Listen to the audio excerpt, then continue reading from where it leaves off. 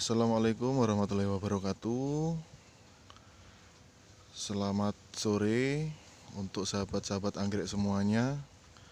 Pada kesempatan kali ini kami akan membahas tentang salah satu media tanam untuk anggrek. Ya, ini sudah ada di depan kamera.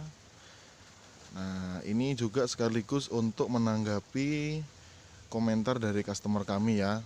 Waktu itu ada pernah saya posting video Dendrobium canaliculatum, kebetulan medianya menggunakan kayu ini ya.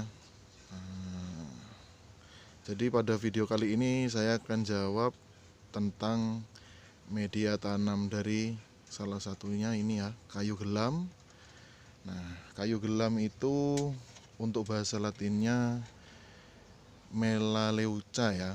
Agak susah memang menghafalnya, dan ini banyak tersebar di dataran Australia, Malaysia, dan Asia Tenggara. Oke. Nah, sebelum lanjut ke videonya, seperti biasa, untuk teman-teman yang belum subscribe ya, untuk teman-teman yang baru gabung, silakan klik subscribe, like, komen, dan share video dari kami, serta tekan tombol loncengnya agar ternotifikasi jika kami membuat video-video baru. Oke, kita kembali ke kayu gelam. Kayu gelam ini atau kayu putih ya. Nah, benar sesuai namanya, sesuai warnanya ya, kayu putih. Kalau teman-teman berpikir ini kayu yang diekstrak untuk mendapatkan minyak kayu putih, betul. Nah, cuman kayu gelam sendiri atau Melaleuca itu banyak sekali jenisnya ya. Nah, ada yang Leucadendra, ada yang caju putih, dan macam-macam ya. Nah, untuk yang minyak kayu putih mungkin itu dari salah satunya ya, yang mungkin diekstrak baik di dalam maupun di luar negeri. Nah, yang mau saya bahas tapi bukan mengenai cara mengekstrak untuk menjadi minyak kayu putih ya, tapi saya mau membahas kenapa kayu gelam ini bagus sekali untuk media tanam anggrek ya.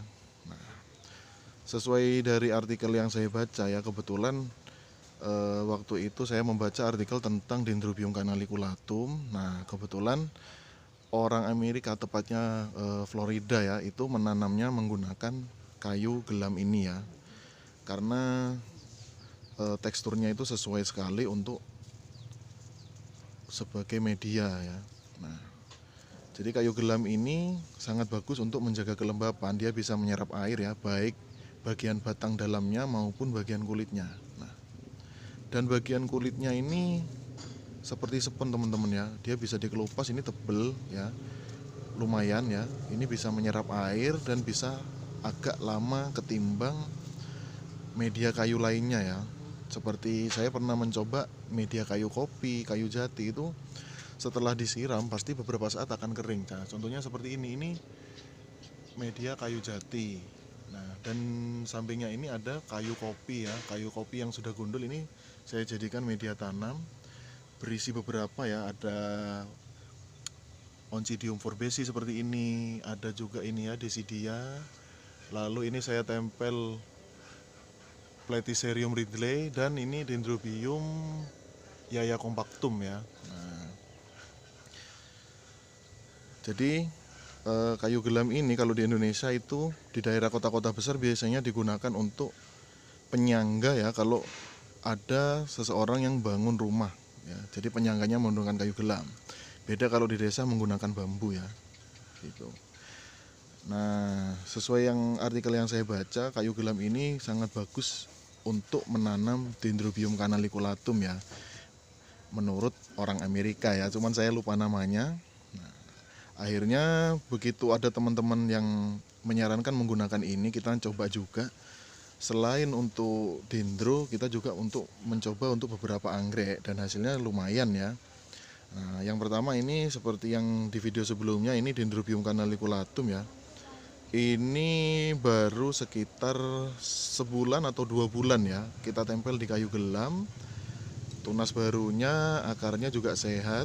Nah, dan ini teman-teman bisa lihat ya, biasanya kalau kita nanam pakai media kayu yang lain, kita masih menambahkan moss ya teman-teman. Nah, kalau di kayu gelam ini saya tidak perlu menggunakan mos ya. Cukup kulitnya saya kelupas bagian bawah, lalu saya naikkan, saya ikat seperti ini. Itu sudah bisa jadi pengganti mos ya. Karena yang seperti saya bilang tadi, kayu gelam ini kulitnya seperti spons ya, bisa menyerap air. Nah, kalau kita sudah menggunakan ini, kita tidak perlu lagi menggunakan mos hitam ataupun mos putih ya. Tuh, akarnya sudah ada yang nempel ya. Oke. Bentar ya, ini coba saya zoom, saya perjelas ya fokusnya. Nah, ini lebih fokus. Akarnya bisa masuk sampai ke dalam lapisan kulitnya ya. Nah, ini bisa teman-teman lihat, akarnya menembus lapisan kulit ya, nempel. Nah, waktu awal-awal menanam saya kira kayu gelam sama seperti kayu-kayu pada umumnya ya, disiram bakalan kering ya. Tapi ternyata tidak. Waktu saat motong ini menggunakan gergaji, bagian dalamnya ini juga mengandung air teman-teman. Jadi kalau dia itu disiram ya, itu bisa menyerap air ya, dari mulai kulit sampai batang dalamnya ya. Nah, seperti yang saya bilang tadi, kami mencobanya tidak cuma untuk dendrobium ya, ini untuk jenis bulan juga cocok ya, sebagai pengganti moss. Nah, ini kita kebetulan Phalaenopsis sornuservi ya, spesies Kalimantan. Ini kita tanam menggunakan kayu gelam dan media papan pakis ya.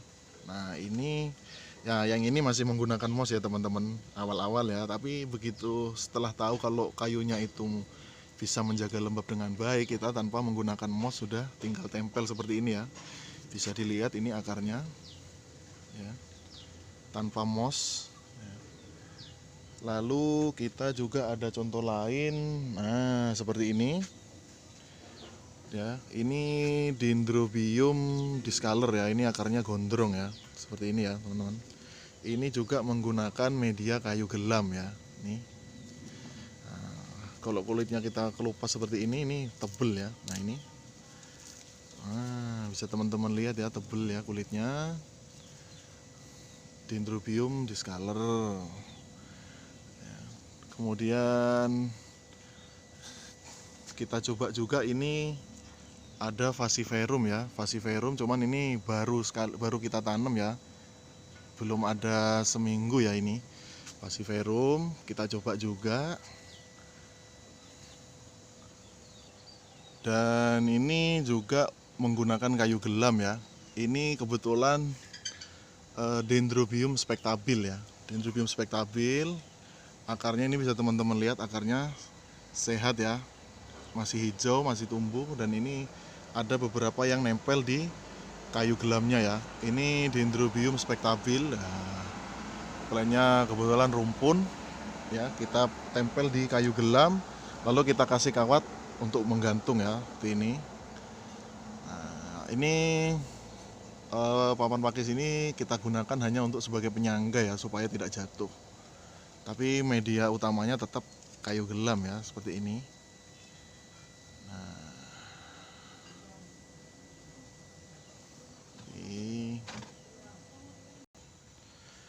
Oke, itu tadi beberapa contoh anggrek yang kita tempel ke media tanam kayu gelam. Nah, jika ada penjelasan yang kurang, kami mohon maaf.